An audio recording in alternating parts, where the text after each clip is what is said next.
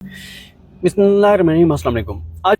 जब आप पाकिस्तान के हालात और सूरत हाल को देखते हैं तो एक तरफ तो आपको मायूसी नज़र आती है, लेकिन अब वो मायूसी नहीं रही।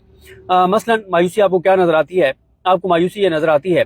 कि पाकिस्तान के अंदर जो पाकिस्तान का आइन है, जो कि डॉक्टर बाबर रहमान साहब जैसे कहते हैं कि पाकिस्तान इस वक्त सरजमीन पे आइन बन चुका है और यहाँ पे ना अदालतें एग्जिस्ट करती हैं, ना आइन एग्जिस्ट करता है, ना कानून एग्जिस्ट करता है, ना इंसानी हकूक़ हैं। मसलन 8 फरवरी का इलेक्शन है, लोगों ने वोट किसी और को दिया, 2 तक अक्सरियत दी, लेकिन 17 सीटर पार्टी को वज़ीर-ए-आज़म बना दिया गया और 27 सीटर पार्टी को सदर बना दिया गया और सारे चोरों डाकू लटेरों को मुल्क में मुसल्लत कर दिया गया। फिर उसके बाद मैंडेट चोरी के खिलाफ मामलात अदालतों में जाने थे तो वहाँ पे इलेक्शन कमीशन और हुकूमत ने मिल के और उन्होंने रिटायर्ड जजेस को लगा के और वो मामला भी रोक दिया है। 180 दिन में इलेक्शन ट्रिब्यूनल्स ने फैसले करने थे, लेकिन वो फैसले नहीं हुए, ना हो रहे हैं। और बल्कि मैं लाहौर में, मुझे रिपोर्टर्स जो हमारे दोस्त हैं वो बता रहे थे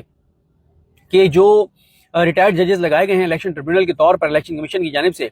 वो इलेक्शन कमीशन की इमारत में बैठ के केसेस सुन रहे हैं जो 8 फरवरी के इंतखाबात में धांधली के केसेस हैं और उनकी जो अदालतें हैं उसमें मीडिया की रसाई नहीं है, मीडिया पर पाबंदी है, यानी मीडिया जा ही नहीं सकता। तो इससे आप अंदाज़ा लगा लें कि किस हद तक इंसाफ का कत्ल हो रहा है, इसलिए वहाँ पे मीडिया को जाने की इजाज़त भी नहीं है।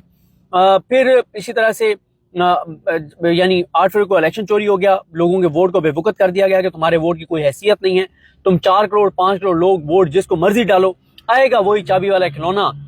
जिस चाबी वाले खिलौने को लाया जाएगा। फिर जब अदालतों में मामला जाने थे, 180 दिन में फैसले होने थे, अदालतों को फतह कर लिया गया, या अफरीदी साहब को चीफ जस्टिस पाकिस्तान बना दिया गया और काजी फायज ईसा से भी कुछ चीज़ें आगे बढ़ के या अफरीदी साहब के दौर में हो रही हैं, तो वो भी हो गया। और अदालतों के हवाले से एक चीज़ और बताऊं कि मुझे लाहौर के दोस्तों ने बताया जो कोर्ट्स को कवर कर रहे हैं, उन्होंने कहा कि एक जज हैं मंजर अली गिल जो हैं, ये जब इनको लगाया गया, पहले तो कई माह तक या कोई जज ही नहीं लगाया जा रहा था, नीलम साहिबा की जानिब से उन्होंने एक जज को चेंज किया, कई माह तक जज नहीं लगाया और जब जज लगाया तो मंजर अली गिल साहब को लगाया और जब उनको लगाया तो वो बेलें सुन रहे हैं। आज से कोई 2 माह पहले यास्मीन राशिद साहिबा की बेल की एप्लीकेशन भी, उसके ऊपर उन्होंने फैसला करना था, तो शाह महमूद कुरैशी साहब, एजाज चौधरी साहब, उमर सरफराज चीमा साहब, इन सब ने कहा जज साहब को कि जज साहब, यास्मीन राशिद साहिबा बुजुर्ग हैं और बीमार हैं, कैंसर सर्वाइवर हैं और उनकी तबीयत नासाज है, वो शदीद बीमार हैं, तो हमें ज़मानतें नहीं चाहिए, हम अपनी बेल एप्लीकेशंस जो हैं, पिटीशंस जो हैं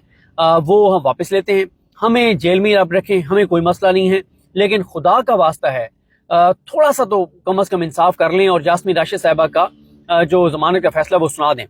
तो जज साहब ने कहा जी मैं आज रिकॉर्ड देख के, रिकॉर्ड आज पुलिस लाती या नहीं लाती, आज मैं फैसला कर दूंगा। 2 माह हो गए हैं, अभी तक उस एप्लीकेशन पर फैसला नहीं किया जिस एप्लीकेशन पे, यानी इससे बड़ी क्या बात हो सकती है कि शाह महमूद कुरैशी साहब, एजाज चौधरी साहब और उमर सरफराज चीमा साहब ने कहा कि हम नहीं अपनी जमानतें लेना चाहते, हमें जेल में रखो, लेकिन खुदा का वास्ता है यास्मीन राशिद साहिबा को जमानत का फैसला कर दो, ताकि तुम ना दो जमानत, तुमने नहीं देनी जमानत ताकि वो हाई कोर्ट तो जाएं, लेकिन उसके ऊपर भी फैसला जो है वो नहीं हो सका। तो ये है याहिया अफरीदी साहब की अदालतों की सूरत हाल। और अभी तो याहिया अफरीदी साहब ने एडीसी के जजेस को कहा कि तुमने इंसाफ करना है, उन्होंने कहा जी बिल्कुल इंसाफ करेंगे, ठोक बजा के इंसाफ करेंगे। और उसके बाद ना सिर्फ इंसाफ हो रहा है बल्कि आपको एटीसी कोर्ट से इंसाफ होता हुआ नजर भी आ रहा है। जिस तरह से तबाहकुन फैसले, चाहे वो एटीसी रावलपिंडी हो, चाहे वो एटीसी इस्लामाबाद हो, चाहे वो एटीसी लाहौर हो, और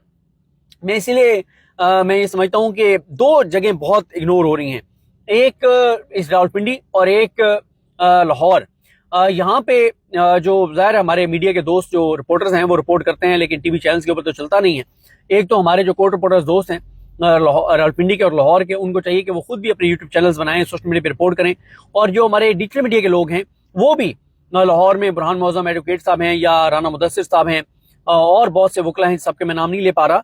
फौरी तौर पे मेरे जहन में नहीं आ रहे। ये जितने भी वकला हैं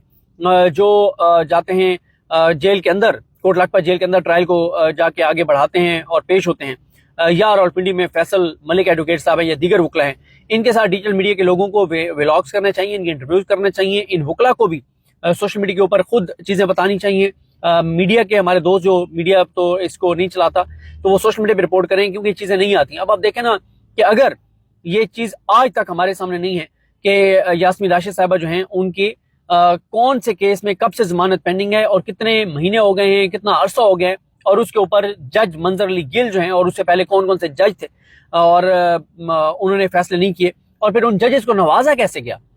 جو ججز 9 مئی میں فیسیلیٹیٹر رہے، سہولت کار رہے، ان کو کیسے نوازا گیا؟ کسی کو رجسٹرار بنا دیا گیا تو کسی کو کیا بنا دیا گیا؟ یہ ساری چیزیں آنی چاہیے تاکہ لوگوں کو پتہ تو چلے کہ چل کیا رہا ہے اصل میں، خاص طور پہ پنجاب میں، لاہور میں اور راولپنڈی میں۔ تو یہ ہے عدالتوں کی حال۔